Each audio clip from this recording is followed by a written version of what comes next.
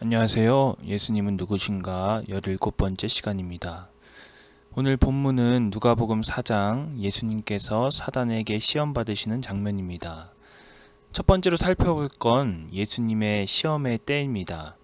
언제 예수님께서 시험 받으셨나요? 누가복음 4장 1절 말씀입니다. 예수께서 성령의 충만함을 입어 요단강에서 돌아오사 광야에서 40일 동안 성령에게 이끌리시며, 이 모순적인 상황을 우리는 유념해야 합니다. 예수님께서 시험 받으실 때는 성령 충만함을 입은 때였습니다. 우리는 대부분 착각합니다. 마귀의 시험은 우리가 공고할 때나 영적으로 죽어 있을 때라는 것입니다. 하지만 그렇지 않습니다. 영적으로 공고할 때 마귀는 우리를 그렇게 크게 시험하지 않습니다. 왜냐하면 그 사람은 가만히 있어도 쓰러질 것이기 때문입니다. 마귀는 성령 충만할 때 시험합니다.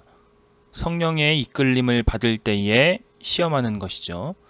에베소서 6장 11절에 우리가 잘 아는 하나님의 전신갑주가 나옵니다. 에베소서에서 성령의 충만함을 추운 날 입은 따뜻한 점퍼처럼 소개하지 않습니다. 전투태세를 완벽히 갖춘 이미지로 성령의 충만함을 소개하는 것이죠. 왜 그렇습니까? 성령 충만할 때 마귀의 공격이 가장 심하기 때문입니다. 그래서 고린도전서 10장 12절에서 그런즉 선줄로 생각하는 자는 넘어질까 조심하라 말씀하셨습니다. 사단은 넘어질 때 크게 공격하지 않습니다. 서 있을 때 넘어뜨리기 위해 사력을 다합니다. 두 번째 마귀는 공격 타이밍을 정확하게 포착합니다. 누가복음 4장 2절입니다. 이 모든 날에 아무것도 잡수시지 아니하시니 날수가 다함에 줄이신지라. 예수님의 금식 기도는 거의 끝나갈 무렵으로 보입니다. 아마 39일쯤 됐을 수도 있습니다. 날수가 다하여 줄인 그때를 마귀는 놓치지 않는 것입니다.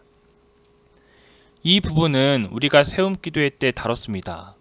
느헤미야에게 안과 밖으로 가장 격렬히 공격했던 때가 언제였습니까? 성문 문짝만 달면 되는 그때였습니다. 성벽 공사가 거의 95% 이상 끝났을 때 그 틈을 마귀는 놓치지 않고 총 공격을 하는 것입니다. 세움 기도회 때도 동일한 이야기를 했습니다. 사람들은 올라갈 때 죄를 저지르지 않습니다. 정상을 찍고 하산할 그때에 죄를 저지르기 시작합니다. 그것도 하산할 첫 번째 발걸음이 아닙니다.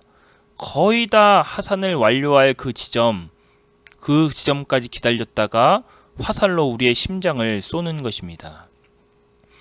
마귀의 공격은 우리가 거의 다 끝나갈 때라고 생각할 그때쯤에 총공격을 펼칩니다. 따라서 우리는 그때를 항상 조심하며 살아야 하는 것입니다. 세 번째 마귀는 공격 타이밍 뿐만 아니라 공격의 포인트도 잘 압니다. 본문 3절입니다.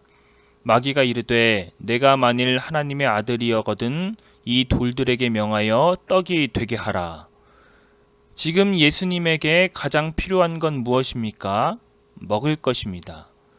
이건 예수님에게 있어서 급소와 같은 것입니다. 우리 모두에게는 부족한 점이 있습니다. 치명적인 약점이 있는 것이죠. 어떤 사람은 돈에 흔들리기 쉽고, 어떤 사람은 돈에는 흔들리지 않지만 명예에는 쉽게 유혹당할 수 있고, 어떤 부류는 사람들과의 관계가 급소일 수 있습니다. 마귀는 언제 공격을 해야 하며 어떤 분야를 공격해야 할지 너무나 잘 압니다. 그래서 긴장을 풀다간 단번에 사단의 밥이 되는 것입니다. 다윗을 보시기 바랍니다.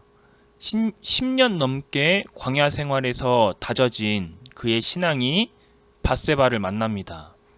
이 죄악이 몇 시간이었을까요? 길게 잡아도 한두 시간입니다.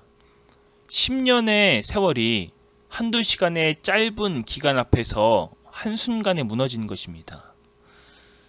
우리가 매일 큐티하고 말씀을 묵상하고 수요 예배, 금요 예배, 주일 예배까지 왜 드려야만 하는 것입니까?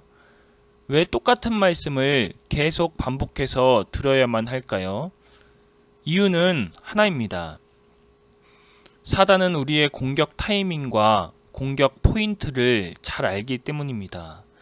따라서 단 1분이라도 허점을 노출시키지 않기 위함인 것입니다. 말씀을 마칩니다. 신자에게 하나님의 전신갑주는 선택이 아닙니다. 필수입니다. 입지 않으면 사단의 밥이 되는 것입니다. 오늘 말씀을 기억하시면서 이번 한 주 하나님의 전신갑주를 벗지 않는 인생 되시기 바랍니다. 그러면 또 다음 주에 뵙겠습니다.